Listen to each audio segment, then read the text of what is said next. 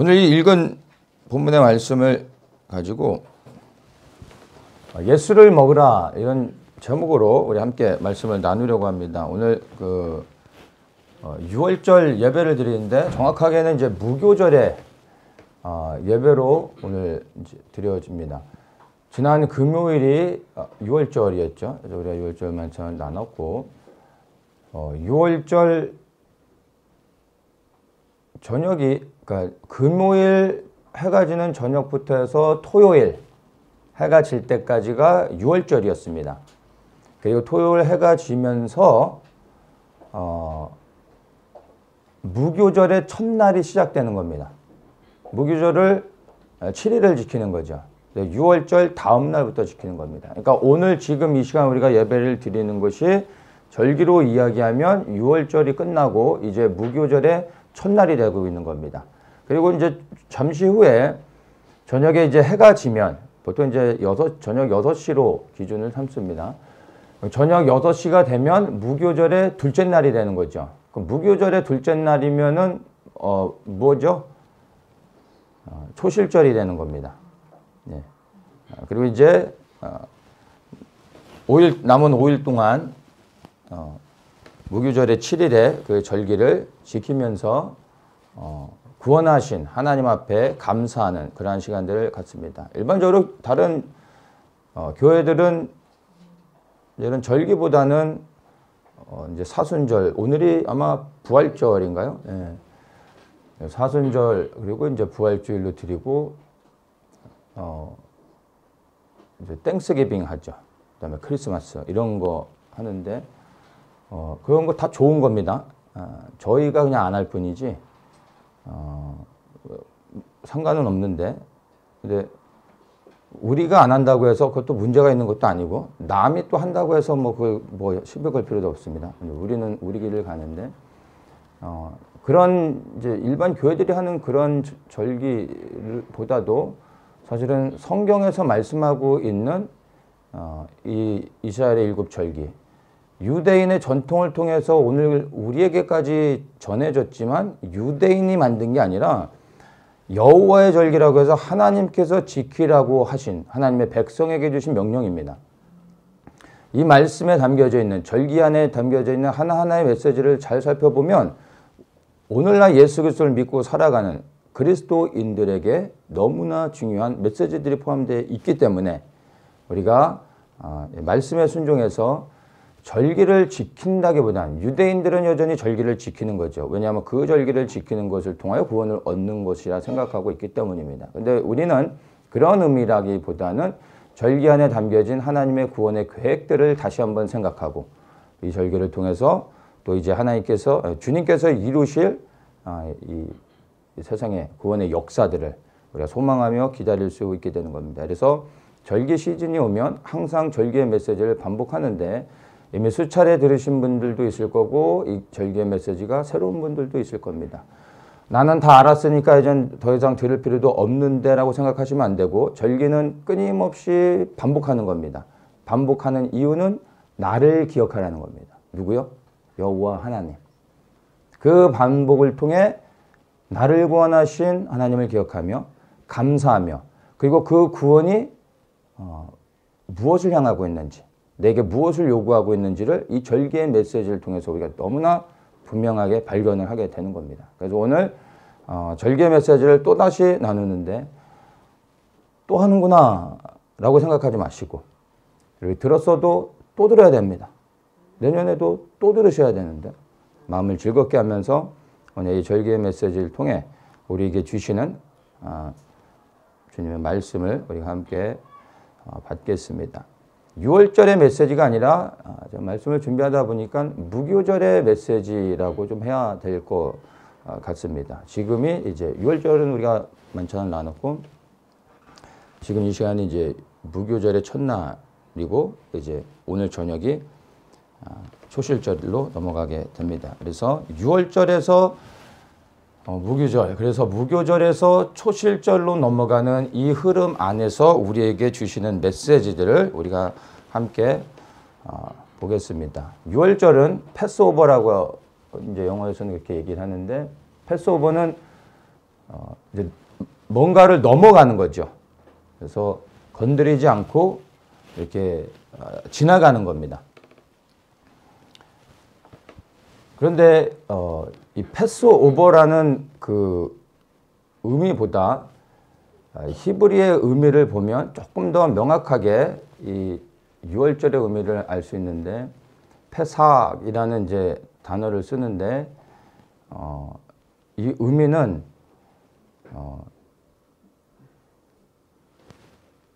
이제 단순한 그 단순한 패스오버가 아니라 이 sacrifice of Passover, 그러니까 패스오버인데 패스오버의 희생, 즉 무언가를 넘어가야 되겠는데 그것을 넘어가기 위한 희생 이라는 의미로 우리가 이제 이해를 하면 될 것 같습니다. 뭔가가 여기 있는데 이것을 그냥 넘어가는 것이 아니라, 넘어가기 위해서는, 건드리지 않고 넘어가기 위해서는 어떠한 희생이 치러져야 이것을 건드리지 않고 넘어간다라는 겁니다.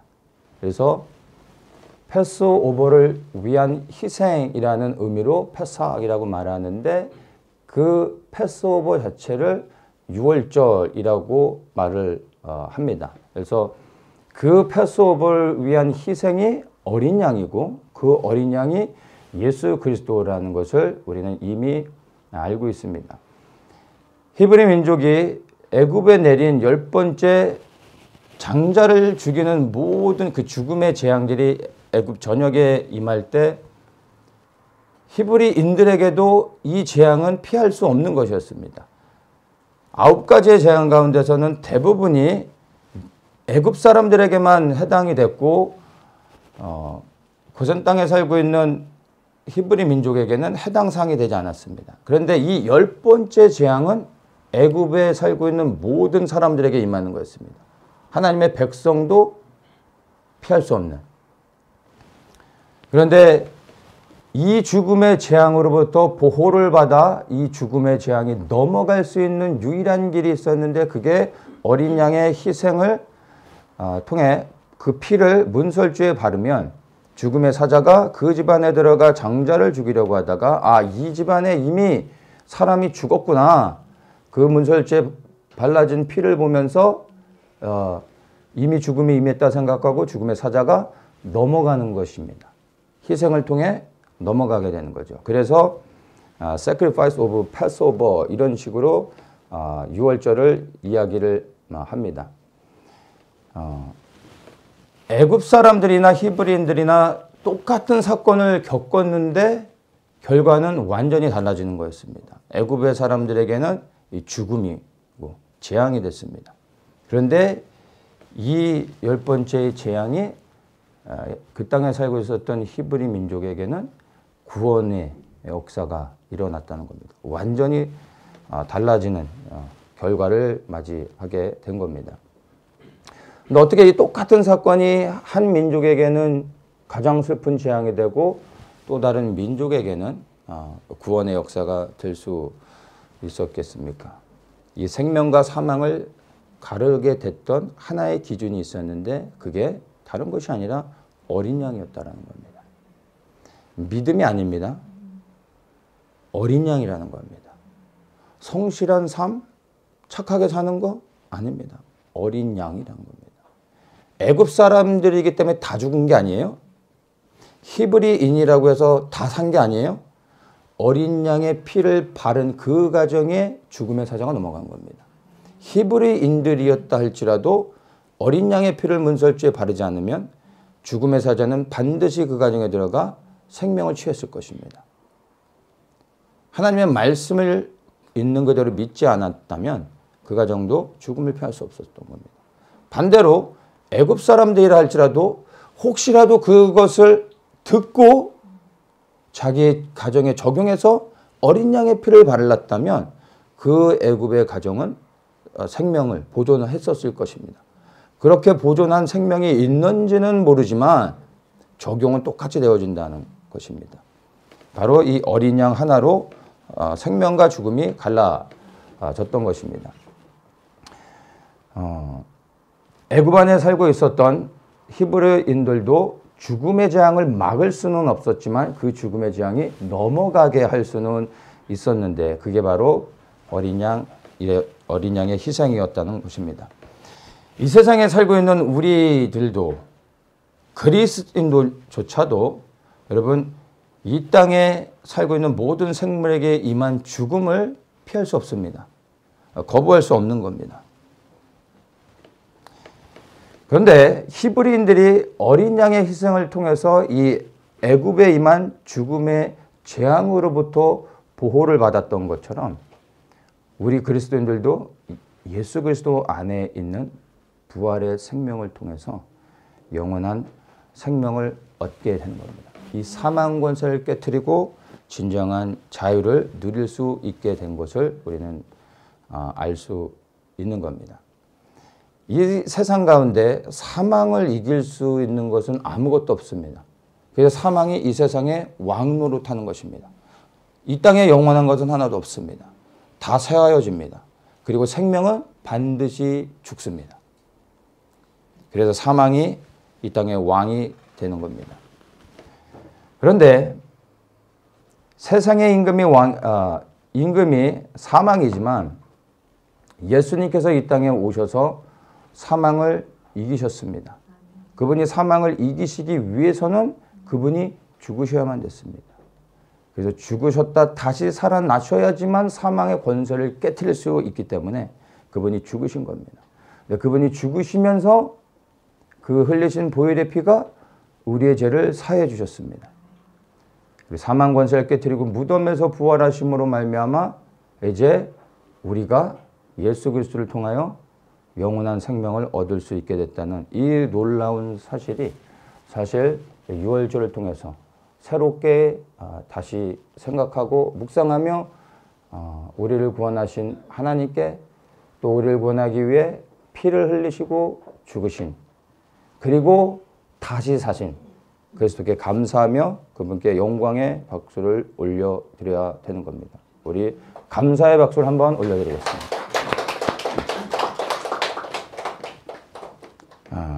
구약의 어린 양의 희생은 죽음을 피하는 것이었습니다. 근데 그 죽음은 일시적인 것이었습니다. 그 이후로 히브리인들이 영원한 삶을 산 게 아니었습니다. 그게 동물의 희생의 한계라는 겁니다. 그런데 신약의 우리의 어린 양 대신 예수님의 희생은 그 한 번에 드려진 희생을 통하여 영원한 속죄를 이루셨을 뿐만 아니라 영원한 생명도 얻을 수 있는 은혜를 주셨다는 겁니다. 이것이 우리에게 너무나 큰 감격이 되어지는 것입니다. 이것이 바로 유월절을 통해서 이제 무교절로 연결되어지는 메시지인데 보다 더 구체적으로 이제 유월절보다 무교절에 좀 초점을 맞춰서 말씀을 나누겠습니다. 신명기 16장 16절에 너희 중 모든 남자는 1년 3차 곧 무교절과 칠칠절과 초막절에 내 하나님 여호와의 택하신 곳에서 여호와께 보이되 공수로 여호와께 보이지 말고 모든 유대인들이 1년에 3번 7절기 가운데 3번의 절기는 특별히 구별해서 반드시 예루살렘에 올라가서 지켜야만 됐습니다. 유대 모든 남자에게 하나님이 명하신 거였습니다. 그런데 그것을 보면은 무교절, 칠칠절, 초막절 이렇게 말합니다. 출애굽기에서도 똑같이 얘기하는데 무교절, 칠칠절, 초막절. 그러니까 뭐 칠칠절이라면 오순절이라고도 말할 수 있고 또 장막절이라고도 초막절은 장막절이라고 말할 수 있습니다. 이 세 가지의 절기를 반드시 예루살렘에 올라가서 지키게 하셨는데 우리가 첫 번째 지키게 하신 이 무교절을 좀 생각해 볼 필요가 있습니다. 가만히 생각해 보면 유월절을 지키게 하셨을 것 같은데 왜 절기의 첫 시작인 유월절이 아닌 무교절을 올라가서 지키게 하셨을까라는 생각을 좀 해볼 필요가 있습니다. 절기를 조금 알면 유월절이 얼마나 중요한지를 알 수 있습니다. 그러면 유월절을 올라가서 유월절을 지키라라고 말씀을 하셨어야 될 것 같은데 왜 무교절일까? 사실은 절기를 이야기할 때 무교절은 대부분 생략되어집니다. 유월절 자체가 의미가 있습니다. 초실절 자체도 의미가 있습니다. 오순절도 의미가 있습니다. 가을에 이제 나팔절부터 속죄일, 장막절까지 모든 절기들이 다 그 절기 자체의 메시지가 있습니다. 근데 사실은 무교절은 그런 게 없습니다. 유월절이 지난 그 다음 날부터 7일 동안 유월절의 구원으로 인하여 감사하면서 7일을 축제를 벌이면서 하나님께 영광을 돌리는 그런 시간인 겁니다. 그러니까 무교절 안에 어떤 특별한 사건이 있었던 게 아닙니다. 유월절을 통하여 무교절의 기쁨을 누리게 하셨다라는 것입니다. 그럼 왜 특별한 의미가 없는 이 무교절을 지키게 하셨을까? 사실 유월절이 더 큰 의미가 있는데 이렇게 생각해 볼 필요가 있다는 겁니다. 그런데 이제 가만히 보면 무교절은 유월절이 없었으면은 무교절의 7일의 축제는 당연히 존재할 수 없습니다. 무교절의 존재의 근거는 유월절에 있는 겁니다. 근데 무교절의 이튿날에 또한 초실절이 포함이 되죠. 그래서 무교절을 지키러 가는 모든 사람들은 사실 무교절을 지키는 게 아니라 어디부터 지킵니까? 유월절부터 지키게 되어지는 겁니다. 유월절과 초실절까지 지키게 되는 겁니다. 그러니까 유월절만 지키라라고 했으면 유월절은 하루인 거죠. 근데 무교절을 지키라라고 했을 때는 유월절부터 해서 초실절까지 연결해서 7일간, 그러니까 유월절까지 포함하면 이제 8일 동안을 예루살렘에 올라가서 지키게 되는 겁니다.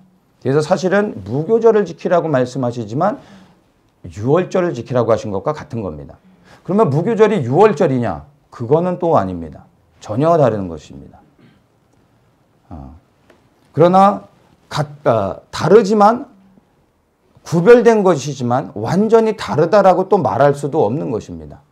그러니까 연결되어지는 것이다라고 생각하면 됩니다. 그래서 무교절을 지키라고 하셨지만 유월절을 빼고 무교절이라고 생각할 것이 아니라 유월절로 시작하여 무교절을 지키는 것이라고 이해를 하면은 될 것 같습니다. 그래서 말씀드린 것처럼 무교절 안에 초실절이 있습니다. 그래서 무교절을 지키러 가면 유월절부터 해서 초실절까지 해서 다 연결해서 지키게 됩니다. 이 초실절은 처음 익은 보리의 단을 제사장이 뽑아다가 흔들어 손으로 높이 들고 흔들면서 이제 곡식의 추수, 보리가 이제 처음 추수가 됩니다. 그래서 보리의 첫 추수가 시작되었습니다라는 것을 알리고 그리고 그것으로 인하여 하나님께 감사하는 절기가 초실절입니다. 그것을 통해 이제 본격적인 추수가 시작됐다라는 것을 알리는 그러한 또 다른 축제의 절기가 되는 겁니다. 아시는 것처럼 초실절은 예수 그리스도께서 부활의 첫 열매가 되셔서 높이 들리셨다라는 것을 우리에게 상징적으로 말씀해 주시는 것이고 유월절에 예수님이 돌아가셨고 그리고 안식일 전에 무덤에 장사되셨고 그 안식일 다음 날, 즉 무교절의 둘째 날 초실절에 예수님께서 부활하심으로 말미암아 정말로 예수님이 첫 열매, 무엇의 첫 열매요? 부활의 첫 열매로 살아나셨다는 겁니다. 그래서 우리가 무교절을 지킬 때 무엇까지 보아야 되는 겁니까? 예수 그리스도의 희생, 어린 양, 십자가 이게 아니라 이것으로 시작하여 예수 그리스도의 부활까지 우리가 이 무교절을 통해서 기억하며 기뻐하고 그것을 인하여 감사할 수 있어야 된다는 겁니다. 그런데 그 감사로 끝나는 것이 아니라 이 부활의 의미가 우리에게 어떠한 메시지를 주고 우리에게 도전하고 있는지를 오늘 우리가 그래서 조금 더 구체적으로 보려고 합니다. 어린 양의 희생을 통해서 첫 수확의 기쁨까지 누릴 수 있게 되어졌습니다. 유월절로 시작하여 무교절 그리고 초실절까지. 이 유월절에 참여하는 자들이 이 초실절의 축제까지도 참여할 수 있게 되는 것이죠.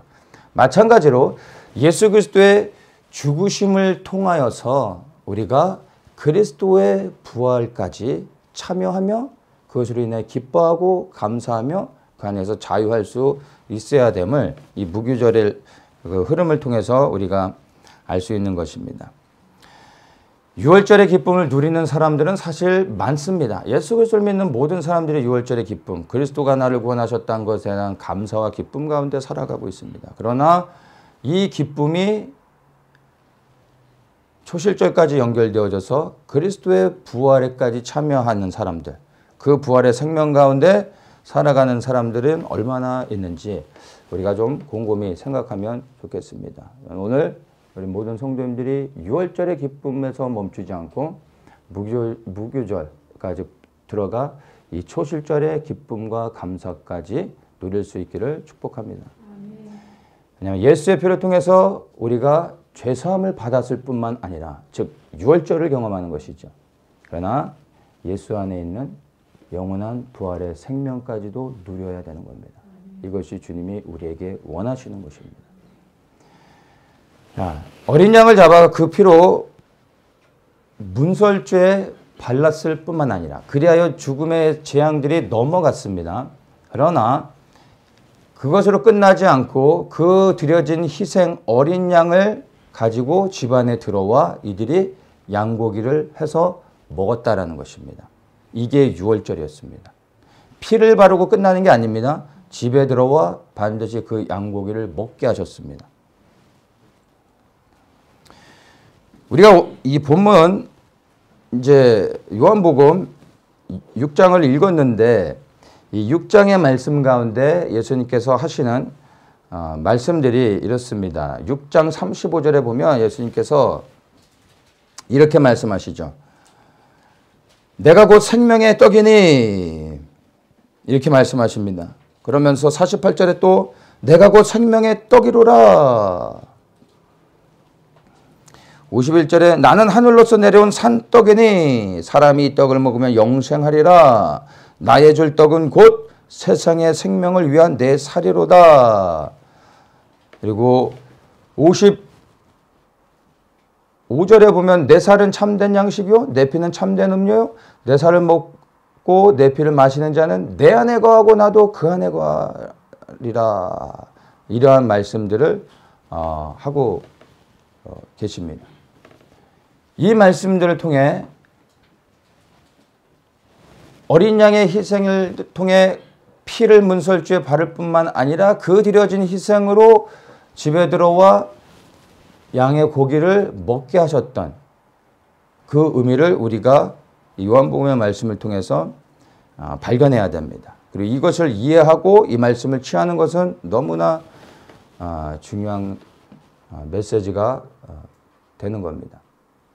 예수님께서 사실 이 말씀을 하시고 난 후에 예수님을 따랐던 수많은 사람들의 거의 대부분이 떠났습니다. 왜냐하면 이 말씀이 시험이 됐던 것입니다. 이 말씀을 이해할 수가 없었던 것입니다. 우리가 사람을 먹으라는 것이냐? 이해할 수 없었던 것입니다. 그런데 우리가 오늘 이 예수 그리스도를 먹는다는 것, 56절에 내 살을 먹고 내 피를 마시는 자는 내 안에 거하고 나도 그 안에 거한다. 이 말씀을 우리가 분명하게 이해를 해야 됩니다. 예수 그리스도를 먹는다라는 것은요, 예수 그리스도의 생명을 취하는 것인데 이 예수 그리스도를 먹어야지만 예수 그리스도의 피를 마셔야지만 내가 내 안에 거한다. 예수 그리스도 안에 거한다. 너희가 나를 먹어야지만 내 안에 거할 수 있다. 그러면 내가 너희 안에 거할 것이다. 이 말씀을 하고 있는 겁니다. 예수 그리스도를 먹어야지만 그분이 내 안에 임하신다는 겁니다. 이 말씀 우리가 잘 아는 것이죠. 우리가 그리스도 안에 거해야 됩니다. 그리스도 안에 거하기 위해 예수 그리스도를 먹어야 되는 것입니다. 여기까지는 이해가 되는 겁니다.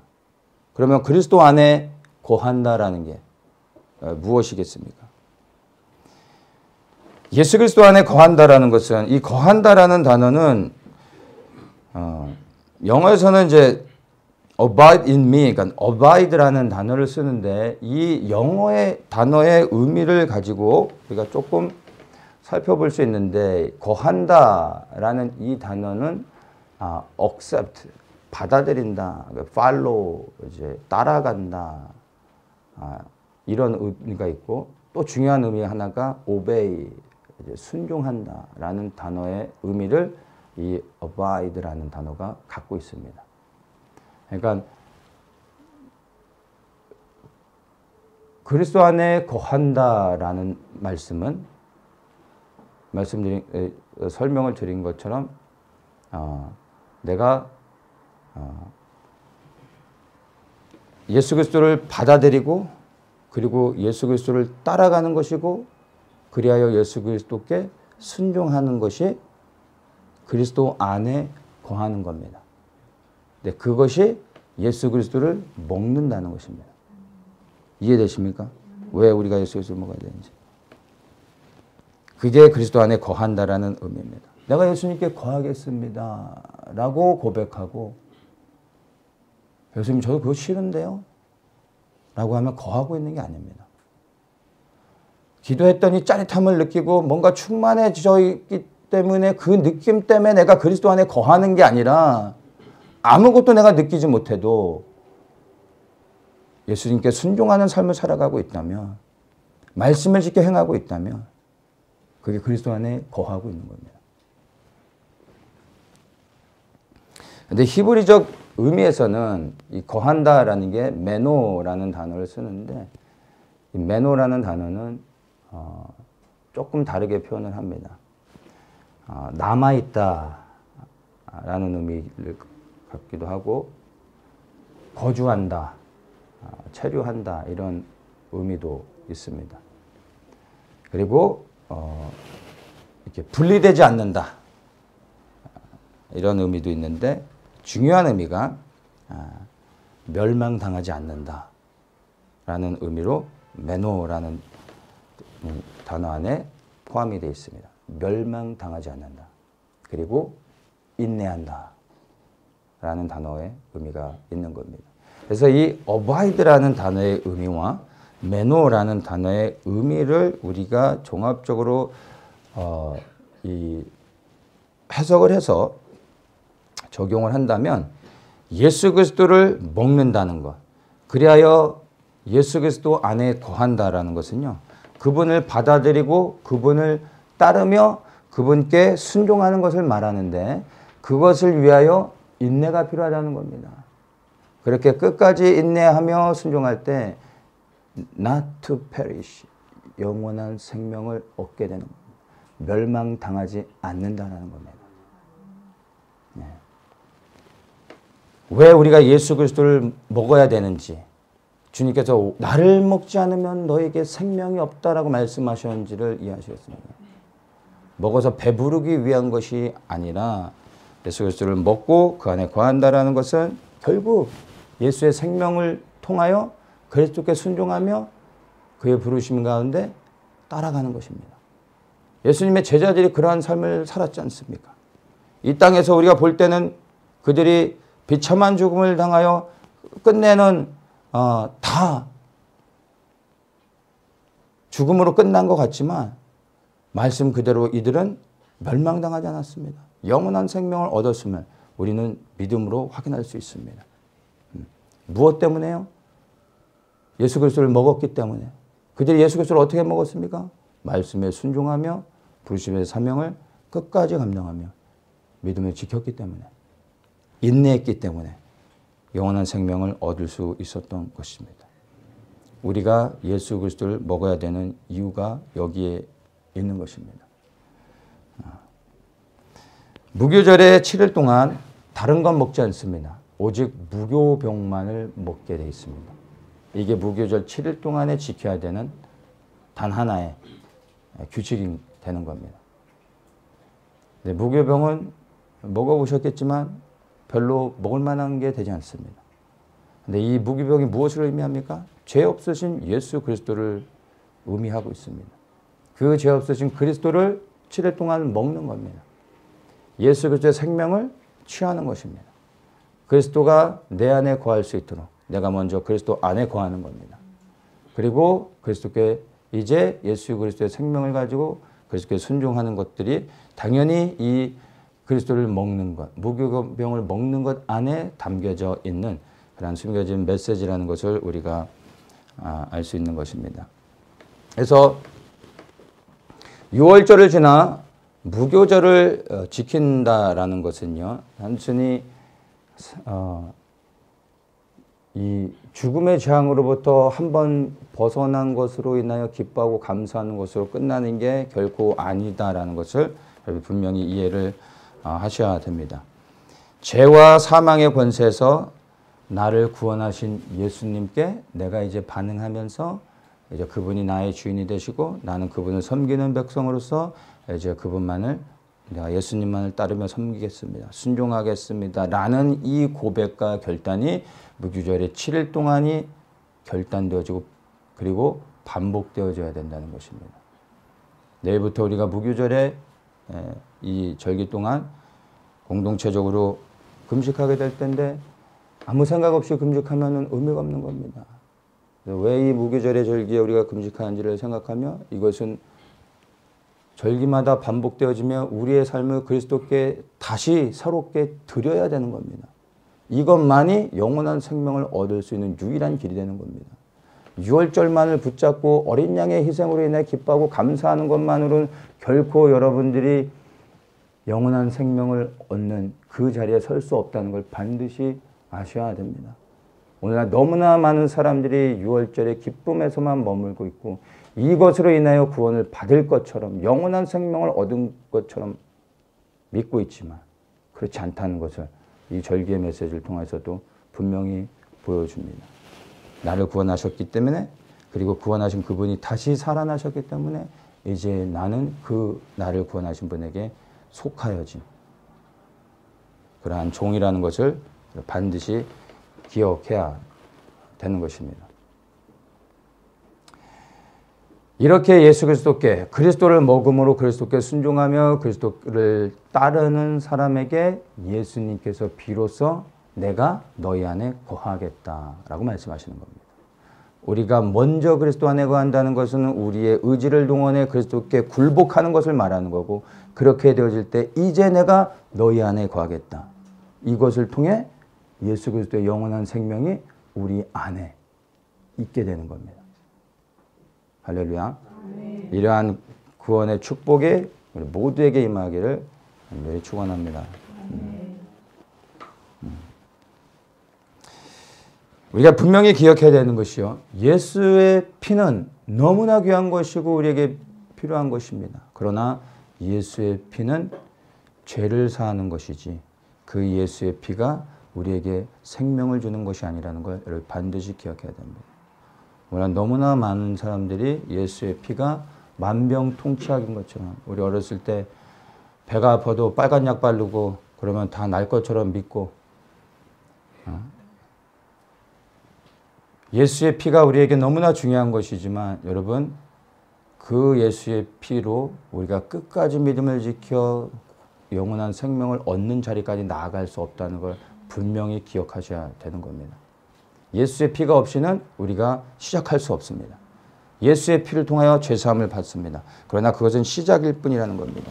요한일서 1장 7절에 저가 빛 가운데 계신 것 같이 우리도 빛 가운데 행하면 우리가 서로 사귐 있고 그 아들 예수의 피가 우리를 모든 죄에서 깨끗하게 하실 것이요. 모든 죄에서 깨끗하게 할 것이요. 생명을 얻을 것이요 라고 말하고 있지 않다는 것입니다. 모든 죄에서 깨끗하게 한다는 것입니다. 죄에서 깨끗하게 해준다는 의미가 무엇입니까? 우리를 자유케 하시겠다는 것입니다. 유월절을 통하여 이스라엘 백성들이 얻은 구원이 무엇입니까? 자유함의 구원이었다는 거예요. 죄사함의 구원이었다는 겁니다. 바로의 권세로부터 자유를 얻어 이제 그들이 스스로 자기의 의지를 동원하여 하나님께 나아갈 수 있게 됐다라는 것입니다. 그리스도의 보혈의 피가 우리를 자유케 하여 이제 우리 스스로 우리를 구원하신 예수 그리스도께 나아갈 수 있도록 해주셨다는 겁니다. 이제 그 자유를 가지고 무엇을 선택할 것인지는 우리에게 있는 것입니다. 이 자유를 가지고 나를 위해 살 수도 있습니다. 이 자유를 가지고 내가 원하는 일을 할 수도 있는 것입니다. 영원하지 않다라는 겁니다. 오직 예수 그리스도를 위하여 나의 자유를 드리고 이제 그리스도를 섬길 때 그리스도의 영원한 생명을 내가 얻을 수 있게 되는 겁니다. 여기에 있는 우리 모든 그리스도인들은 죄사함의 구원을 받은 사람들입니다. 어느 누구도 영원한 생명을 얻었다. 그리하여 천국에 들어간다라고 마침표를 찍을 수 없다는 것을 반드시 기억하셔야 되는 것입니다. 이제 우리가 결단하며 우리에게 주신 이 자유를 가지고 예수 그리스도를 섬기는 데까지 나아가야 되는데 그 일을 위하여 무규절의 절기를 통해 예수 그리스도를 먹으며 결단하며 그분께 순종하며 인내하며 나아갈 때 우리가 그리스도 안에 거하게 될 것이고 그리스도가 우리 안에 거하심으로 우리가 세상 가운데 승리하고 그리고 주님의 사명을 감당할 수 있는 힘을 주실 줄을 믿습니다.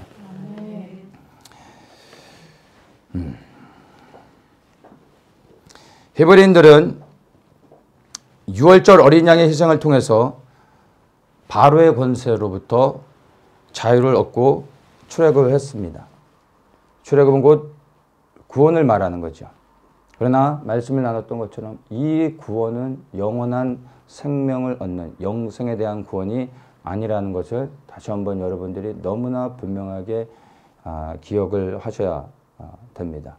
이 영생을 통하여 이 영생을 얻은 것이 아니라 이 영생을 향하여 나아갈 수 있는 자유를 얻은 것이라는 것을 반드시 기억해야 되고 그래서 이 구원이라는 단어도 우리가 그 각각의 상황 가운데서 다르게 적용해야 되는 것입니다. 구원이라는 한 단어 안에 구원의 단계는 사실 여러 가지가 있는 겁니다. 죄사함도 구원이지만 이 죄사함의 구원, 그리스도의 피를 통하여 받는 죄사함의 구원이 영원한 생명을 얻는 구원이 아니라는 것. 우리는 그 과정 가운데 나아가고 있다는 것을 절기를 통해 다시 한번 기억할 수 있게 되는 것입니다. 그래서 예수님께서 이 절기의 의미들을 너무나 잘 알고 있는 제자들에게 이제 이 말씀을 풀어서 설명해 주시는 것입니다. 출애굽한 이제 히브리인들이 들어간 땅이 어디입니까? 광야였습니다. 이제 이들이 광야를 통과해야 됩니다. 이 광야를 통과하는 동안 40년 동안 하늘에서 하나님이 내려주신 만나를 먹으며 광야를 통과할 수 있었습니다. 만나가 없었으면 이 히브리인들이 출애굽의 구원을 경험했지만 광야에서 다 죽을 수밖에 없었습니다. 반석에서 물을 내셨고 하늘에서 내리는 만나를 통하여 이들이 40년 동안 생존할 수 있었고 광야를 통과할 수 있었다는 것입니다. 그런데 이 만나가 무엇입니까? 하나님의 백성들에게 내려주신 만나, 이것이 바로 예수 그리스도인 겁니다. 무교병이 예수 그리스도를 상징하듯이 히브리인들이 광야에서 먹었던 그 만나가 하늘에서 내려주신 만나, 예수 그리스도를 상징하고 있는 것입니다. 그래서 예수님께서 요한복음 6장 51절에 이제 이것을 풀어서 설명해 주시는 것이죠. 나는 하늘로서 내려온 산떡이니 사람이 이 떡을 먹으면 영생하리라. 나의 줄 떡은 곧 세상의 생명을 위한 내 사료라 하시니라. 이제 이 말씀의 의미가 우리에게 풀어지는 것입니다. 그래서 너희가 이젠 나를 먹어야 되는 것이다. 내가 하늘에서 내려온 만나다. 내가 너희들이 먹는 죄 없는 거룩히 구별된 무교병이다. 이 말씀을 하고 있는 것입니다. 어린 양의 희생을 통해서 출애굽을 하고 만나를 먹으면서 광야를 통과하고 그 다음에 어떻게 됩니까? 이들이 요단을 건너 비로소 하나님의 명령에 순종하여 가나안 땅을 정복하는 이제 전쟁을 하게 되는 겁니다. 비로소 요단을 건너 부르심의 사명을 감당하게 되는 것입니다. 이게 하나님께서 그들을 구원해낸 목적이라는 것입니다. 우리는 예수의 피로 죄사함을 받았습니다. 사단의 권세에서 자유함을 얻었습니다. 출애굽을 한 것이죠. 이제 우리에게 요구되는 게 무엇입니까? 만나를 먹어야 되는 겁니다. 무교병을 먹어야 되는 겁니다. 예수 그리스도를 먹어야 되는 것입니다. 그래야 광야를 통과할 수 있습니다. 그리고 이제 예수 그리스도를 먹음으로 예수 그리스도의 생명을 취한 자들, 그리하여 예수 그리스도께 순종하고 사명을 감당하기로 결단하는 자들이 이제 요단을 건너 가나안 땅의 정복을 시작할 수 있게 되는 겁니다. 요단을 건너 그 땅을 정복하는 전쟁에 임하는 게 무엇입니까? 사명을 감당하는 것. 그 사명이라는 게 거창한 게 아닙니다. 주님께서 내게 하라고 하신 일에 순종하는 게 사명을 감당하는 겁니다. 예수 그리스도를 통하여 얻은 그 생명을 가지고 여러분은 지금 순종하며 사명을 감당하고 있는지, 부르신 자리에 있는지 여러분 스스로가 돌아보시며 확인해야 된다는 겁니다. 이것이 구원의 여정이 되는 것입니다. 예배에 한번 나와서 뜨겁게 눈물 흘리고 찬양하고 뭔가 짜릿하고 감동이 있으면 그게 은혜를 받고 구원을 얻는 게 아니라는 겁니다. 교회 와서 하루 종일 봉사하고 땀 흘리고 수고했기 때문에 나는 구원받아서 안전해 라고 생각하면 착각이라는 겁니다. 예수의 생명을 통하여 나는 그분께 순종하고 있는지, 부르심의 자리에 서 있는지 여러분 스스로를 돌아보셔야 되는 것입니다.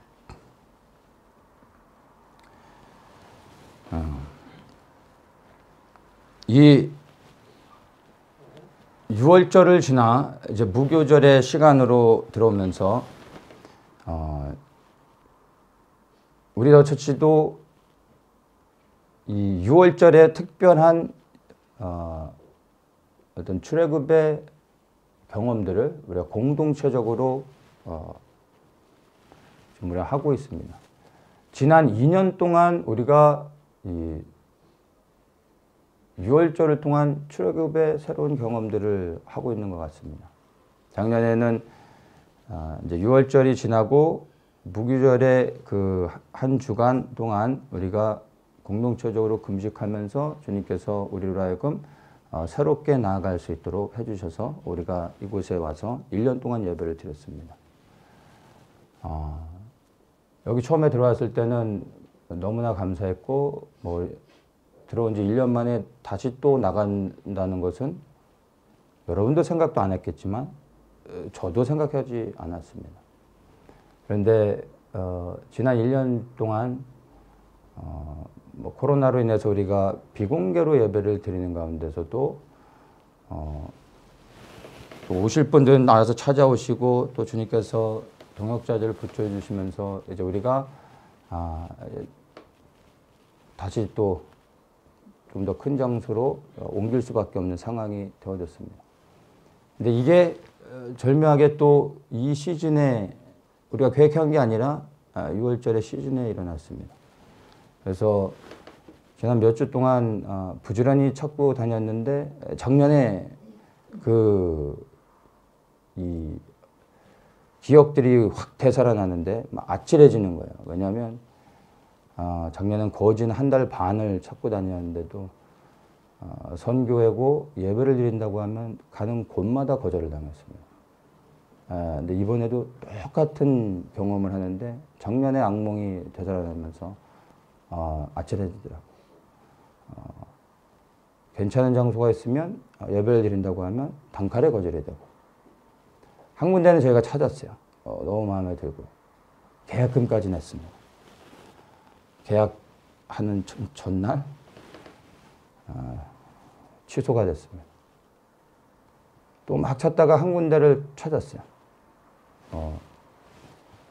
건물주가 허락을 해서 리모델 문제 때문에 직접 가서 만나서 벽을 하나 허무는 이제 이게 필요했는데 당연히 뭐 허락을 했으니까 예배를 드리는 것까지 다 허락이 됐어요.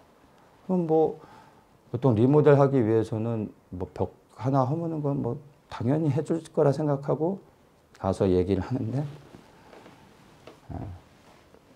거절을 당했습니다. 그러다 이제 금요일 날 어디 한 군데가 나왔는데 여기는 우리가 선교회인 것도 알고 예배 드려도 전혀 상관이 없고 마음대로 하라고 하는 곳이 나왔어요. 그래서 갔는데 뭐 모든 조건이 다 만족스러운 건 아니지만 또 저에게는 괜찮은 곳이었어요. 그래서 계약을 하기로 하고 돌아와서 건물주에 이제 대답을 기다리는데 저녁 6시가 넘어서 연락이 왔습니다. 허락을 하겠다고. 그래서 우리가 원하는 조건들을 얘기했는데 그 조건들을 다 수용을 해줬습니다. 그래서 지난 금요일 6월절에 또다시 우리가 새로운 6월절의 경험을 연속적으로 하게 됩니다.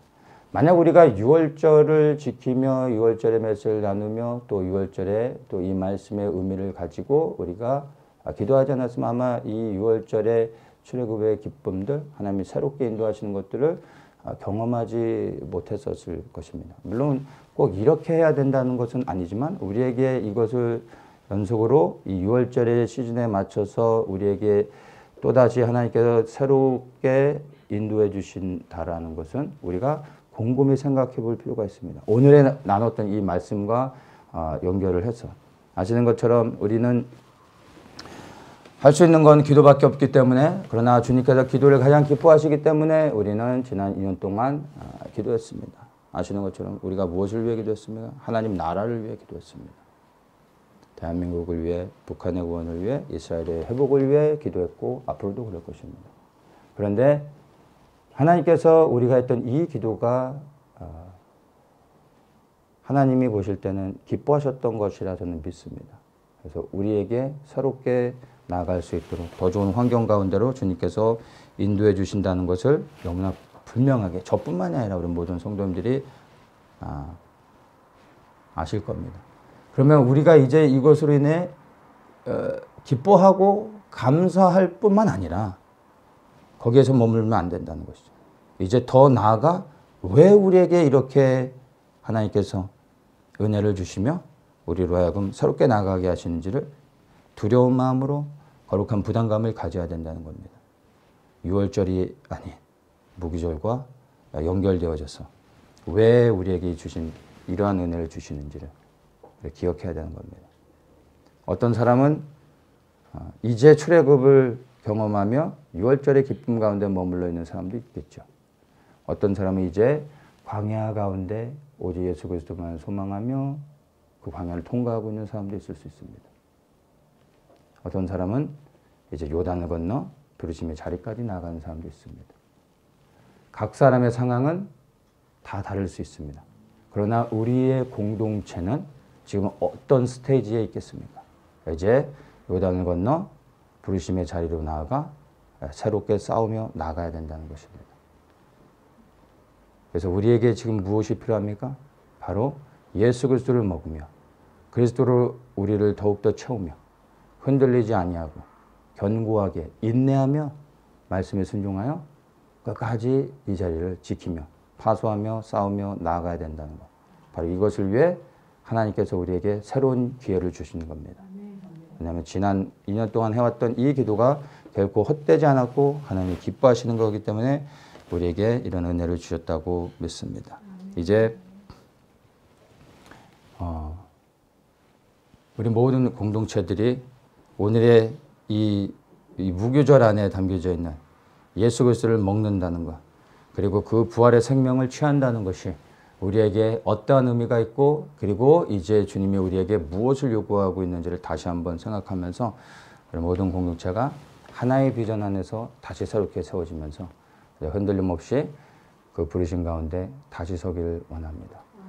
6월절의 기쁨을 넘어 이제 이 무교절 가운데 우리에게 주시는 이 거룩한 부담감까지 가지고 다시 새롭게 세워지는 모든 어처치의 성도님들 되시길 예수님의 이름으로 축복합니다. 주님께 감사와 찬송을 올려드립니다.